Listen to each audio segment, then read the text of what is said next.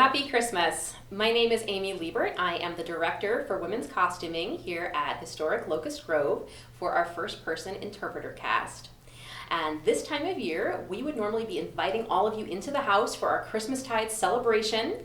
And as part of that, you would normally get to see the ladies getting dressed for the party in the evening. But of course, this year we can't do that. But just because you're all staying healthy at home is no reason we cannot bring a little piece of Christmastide to you each day. So today, that's what I'm going to do. I'm going to give you a demonstration of the kinds of clothing that the Cron and Clark women would have been wearing in 1816. We are very lucky here at Historic Locust Grove. We actually have several really well preserved examples of clothing for ladies from this time period in the collection that we've all been able to study to really understand this. We've also spent a lot of time looking at examples in other museums, as well as portraits and paintings and fashion plates from the time period, account books, inventories, to create as complete of a picture for you all as we can. So without further ado, I will just explain to you how that's all come together and what I'm wearing today. And join me, I'm gonna get dressed here on camera. So, starting at the bottom, we'll just work our way up. I already have a few layers on here. Bottle green boots were quite fashionable in 1816. We know this by looking back at some of the magazines that were coming out of London and Paris. And a lot of people say, well, what would that have to do with what people were wearing in Kentucky? But it's important to remember that by 1816, Louisville is not some backwater, all right? Louisville is a growing city at this time. And so fashions would follow everything else on the regular trade routes. They would leave Paris, leave London, cross the Atlantic, go to New York, Philadelphia, Boston, and from there, follow the rivers to a place like Louisville on the Ohio. And in fact, we have examples within this family of when Anne Cron moved to Washington, she was diligently doing what anyone who moved to a big city was supposed to do, and that was writing her sister and talking about the fashions of that time, how big the sleeves were, what the dresses looked like. This was your job if you went further up that trade route. So by December of 1816, you would definitely have seen these very fashionable bottle green boots popping up here at the Falls of the Ohio. Past that, I have on some very nice warm stockings. This time of year, we want that nice warm base layer. This decoration here is what's known as clocking. This has been popular in the 18th century, and it seems to have just kept right along into the 19th century. And then those would be tied with a garter at or above your knee. Now, above that, we have what would really have been the first layer that I would put on. It was the first layer I put on today. And this is a really sort of simple garment, but it's a very important one. And this is what's called a shift or a chemise. And I have seen examples of both in America. This is a simple garment made out of linen. Linen had been ubiquitous till about this time.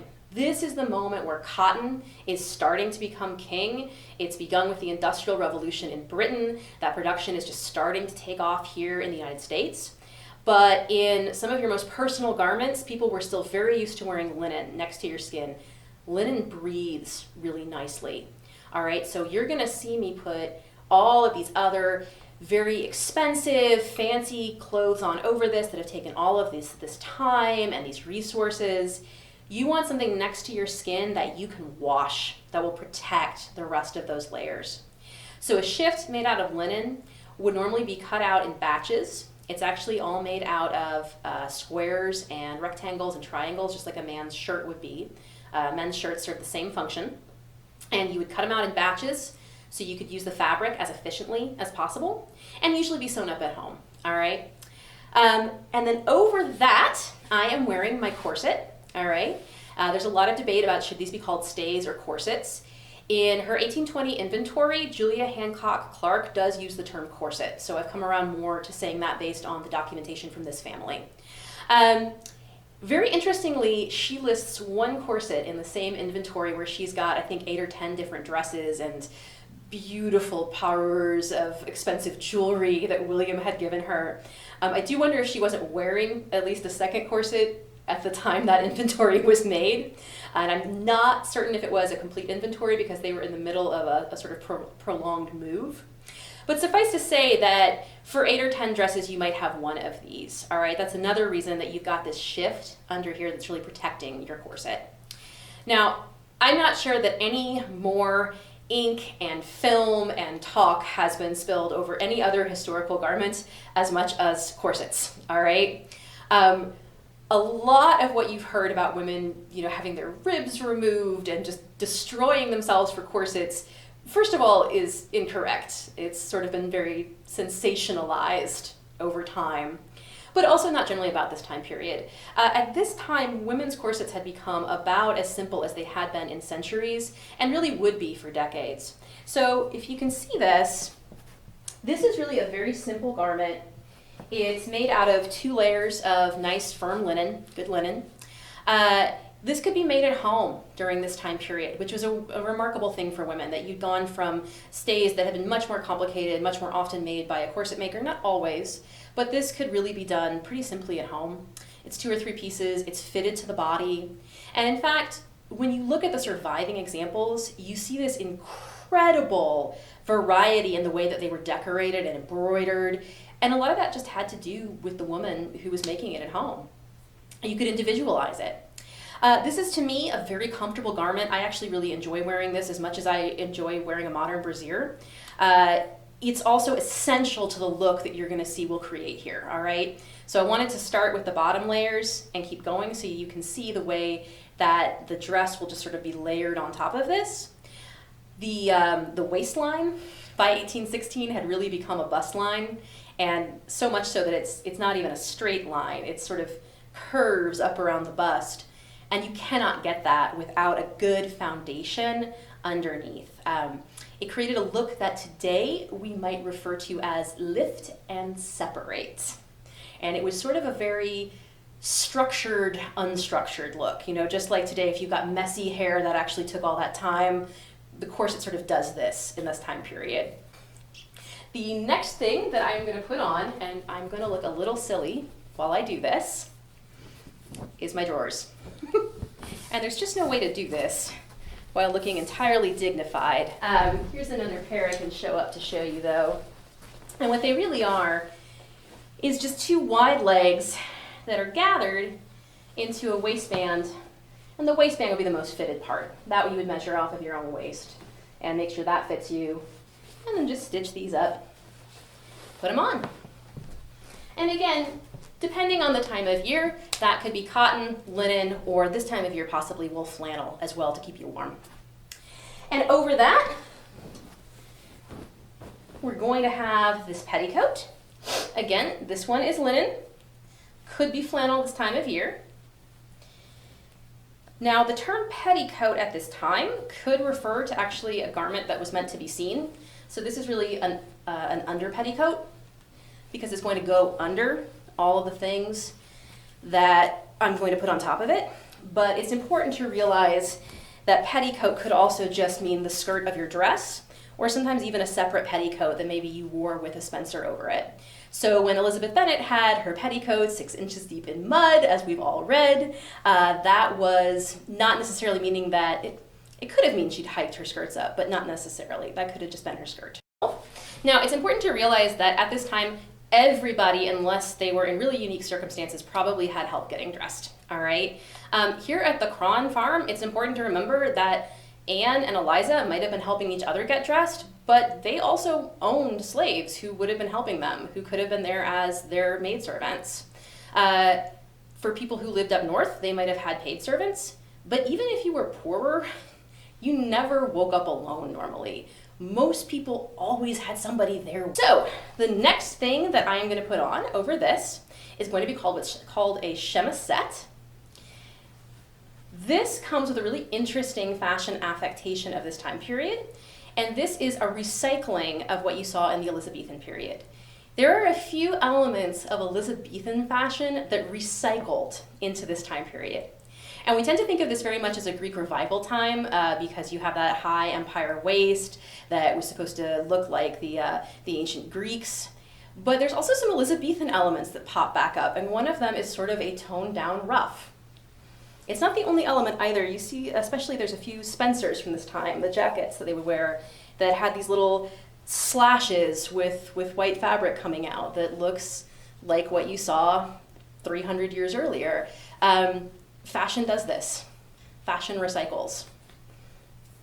Usually doesn't come back the exact same way, but normally it comes back, you know, same but different, a little bit different. Okay, I'm gonna tie this here. Now, to fasten this up, I'm going to do something which might be a little bit surprising to you. It doesn't actually have a tie on it. This one I use a pin. Pins were really common in ladies' fashion at this time.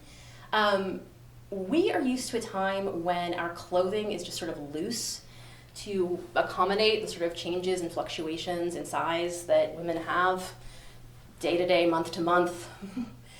But since this is a time when clothing was more fitted, it's actually surprising how much variation, a little bit, can be worked in with drawstrings, pins, that sort of thing. And it's really common to find surviving garments from the time that have either just marks from being pinned or just, you know, show the pins even still in them. Next, I'm going to actually start putting on my outer layers, beginning with a dress.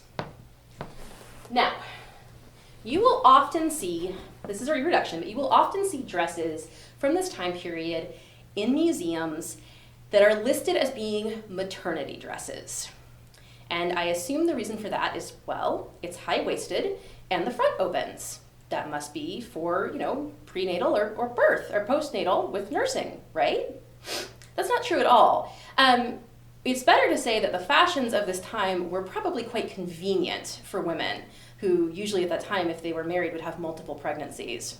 But they weren't exclusive to maternity wear at all.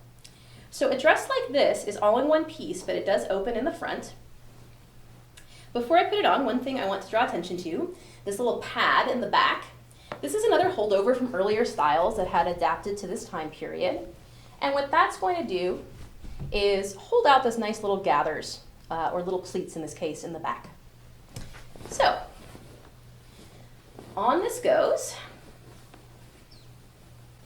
This is what's sometimes referred to as an apron front dress, though that's probably more our term just to describe it. Right. Now, what I've got here is a dress that's made to cross over. By the way, I should take this opportunity to really thank the wonderful folks at Burnley and Trowbridge and their Historical Fashion Workshop series, because I made this dress and these stays at a Burnley and Trowbridge workshop, so I would be quite remiss not to point that out. They came to Locust Grove at one point and it was wonderful. So I tie this under the bust, and then to hold it together, what am I going to use but more pins? All right, again, if you ever wonder, oh, how did they do that? How did they do that? Well, they may have just pinned it like that. You'll see how this works. This is on this apron, but it's also on a drawstring. And behind that, we have two little loops that are sewn into the dress that hold these drawstrings right where I can find them. There we go. And I'm just going to pull that up, and then I'm going to secure that underneath the bust line. And I bet by now you can guess how, by using pins. And just bear in mind that it's that corset underneath that's making all of this really doable. There's absolutely no way that I could be achieving this line at this moment if I were wearing modern undergarments or no undergarments. Now, there is some evidence of women at this time, sometimes when they were wearing working garments or sort of what we might call a house coat today, not wearing stays. But for a dress like this, absolutely essential, because I'm just using the garment now to really follow the line from those here. And you'll see that actually it's not even a straight line under the bust. That what actually happens is you start to get just that sort of curve under there. And that's one of those things that's really distinctive to this time period. It's not just an empire waist dress. By the teens, it really is a dress that's molded to the body like this. I'm going to use a couple more pins to secure it. There we just pin that right in place. And there we are. I am at least dressed for indoors or quick trips outside. Tuck that back in there.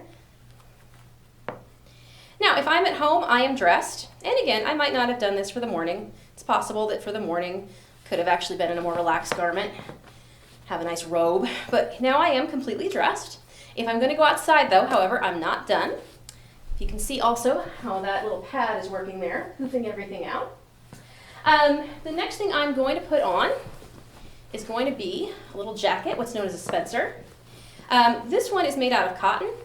This is the kind of roller print cotton that was becoming much more available in the United States by this time.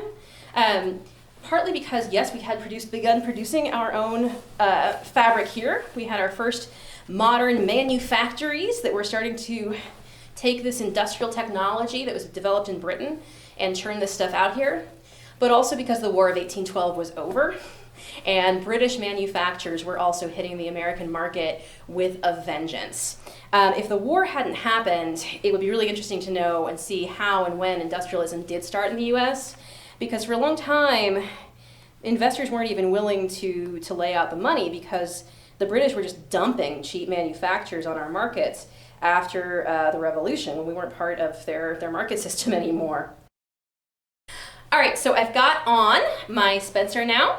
If I'm going to be going outside, though, I do have a few more layers, especially this time of year. First of all, I have a couple of different bonnet options here. Now, usually or often, when you come see us at Locust Grove, if it's summertime, you will see a lot of straw bonnets. This type of straw was very fashionable at that time. It actually is made to work very much with the hair. You'll see that the hair on my head is very high in the style. I know to us a bun looks like a bun, but it's actually very different from later in the Victorian period when it go further back. And so a hat like this is made to sort of work like that nicely over. But today it is cooler, which means I can break out my lovely silk bonnet. This bonnet is a reproduction of an 1815 fashion plate. So usually it would probably take maybe 2 or 3 months for those plates to hit a place like Louisville, a few weeks to cross the Atlantic, a few weeks to make their way down the river. But, you know, by 1816, earlier in the year, you probably would have had access to this. You go to your milliner, you say, I want that one, and you take it.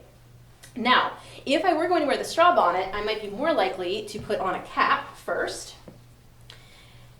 There's a lot of mythology out there about caps that I think is finally starting to go away. They were an option for women during this time period, and they were quite fashionable. When I started doing historical interpretation, the way people described it to me was almost like a cap was this horrible burden that as soon as you got married, you had to wear it so you would look ugly or something. This really couldn't be further from the truth. For starters, there are plenty of portraits of married women, including Anne Cron Jessup, when she was married, not wearing caps. All right, but they were also really fashionable, all right? So you see these in fashion plates. You've got more ruffles this way. I love this cap. It just makes me so happy. And I just sort of zhuzh it around my face so I can still see my curls. Also, if I was going to wear this straw bonnet, I would be much more likely to use the cap as well because it's going to protect my hair from the straw. I don't need it as much with the silk, but you know what? Now I've got it on, I don't see any reason why I wouldn't want an extra layer of ruffles. Who doesn't want more ruffles? So there we are. I've got my bonnet straight out of a fashion plate. It is a little cool outside, so I am going to add a few more layers. Let's see.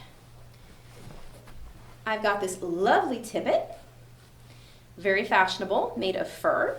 I'm going to just tuck that on right there. I also have a nice shawl I'm going to wear because, again, it's cool outside. There we go. Next, I would have this lovely warm muff here, as well as a reticule. Very large muffs were extremely fashionable during this time. And in fact, in the fashion plates, some of them look even larger than this. And they're sort of comical looking, and you think, what's the point of that? But then you put one on on a cold day, and you feel so warm. You understand immediately, not only is it fashionable, it's actually quite lovely. I'll go outside and just sort of clutch this warm thing to my body. I love it. What were often called reticules were becoming more popular during this time period. This style of dress does not accommodate pockets as easily as the styles that came before it or after it. Now, I have still seen some examples of women who sewed pocket slits into their dresses. Like, I'm not giving up my pockets, all right? Because as women, we love pockets. But they were a lot less common during this time period, so carrying a purse became a lot more common. It is interesting that in another decade or so, when the skirts got bigger, man, those pockets came right back immediately. But we didn't give up our purses either. We decided we liked those, all right? So we've got muff, we've got purse. One thing I almost forgot, my gloves. Gloves were extremely common at this time, and they really were into probably the 1960s. It's one of these things that's just starting to slip out of our everyday memory, but used to be really, really common, which is wonderful for people who are historical reenactors because there's still a lot of these available secondhand. Now, when I first started doing historical interpretation, wearing gloves drove me batty. I hated it. I hadn't grown up with it. I wasn't used to it. But it's been really interesting to me how after a number of years doing this, they feel normal now. It's just about sort of what you're used to. So we often look at this clothing, and we think, oh, that looks so uncomfortable. But really, a lot of it is just sort of what you are used to, what you are acclimated to in your daily life. All right, so I have my nice warm muff. I have my gloves. I have my bonnet. I'm ready to step out into the world. I hope that you have enjoyed this presentation. I hope you are all enjoying socially distanced walks outside and staying warm and safe at home. We miss you all so much here at Locust Grove, but we're so glad that we could still share some of what we normally do this time of year with you. Stay safe, stay warm, and we will see you in the new year. Happy holidays.